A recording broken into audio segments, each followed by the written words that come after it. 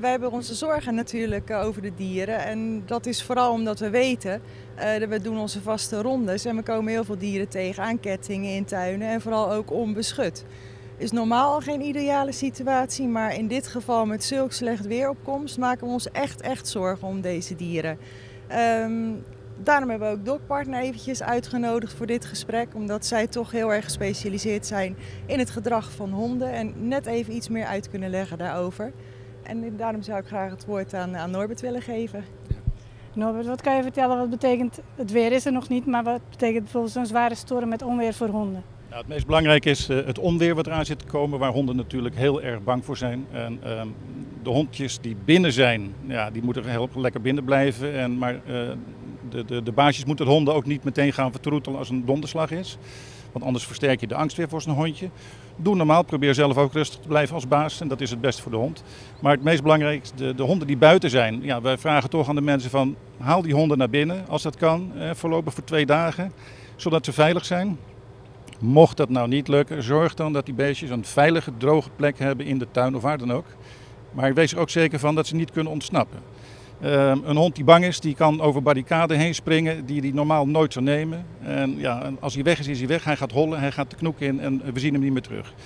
Daarom ook het advies aan iedereen van maak nu het rustig weer is, een foto van je hond.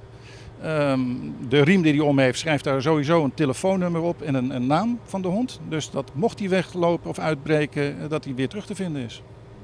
En ja, voor het onweer thuis, als mensen een angstig hond hebben, probeer je hond af te leiden met leuke spelletjes. Bijvoorbeeld doe een stukje leverworst in een handdoek en knoop die handdoek dicht. En hij wil die leverworst eruit knabbelen en daar is hij een tijdje mee bezig. Dus de hond is afgeleid en heeft dan niet zoveel last van het onweer. En probeer de hond ook niet direct met lichtflitsen te maken te krijgen. Daar wordt ze alleen maar bang van. Mochten mensen vragen hebben of informatie willen, hoe kunnen ze jullie dan bereiken? Dat kan via het Facebook van Dierenbescherming Bonaire. Het kan ook via de Facebook van DocPartner Bonaire. Ook daar vinden ze wat tips wat ze eventueel kunnen gaan doen. Het is ook heel belangrijk als een hond ontsnapt of wat dan ook, dat ze dat melden bij de Animal Shelter.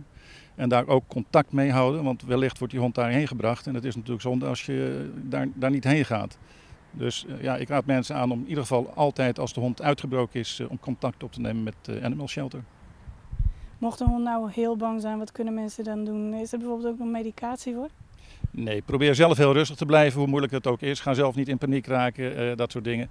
Medicatie, dan wordt het hondje suf, maar hij merkt nog wel de lichtflitsen en het lawaai. En eigenlijk wordt het beestje meer gestrest van binnen dan zonder medicatie. Dus liever niet. Gewoon het beestje zijn gang laten gaan. Komt het beestje naar je toe, laat hem lekker naast je liggen. Ga hem niet, en nogmaals, niet extra vertroetelen van wat ben je zielig en wat het is het een harde knal. Gewoon normaal doen. En ja, dat is het enige wat je kan doen.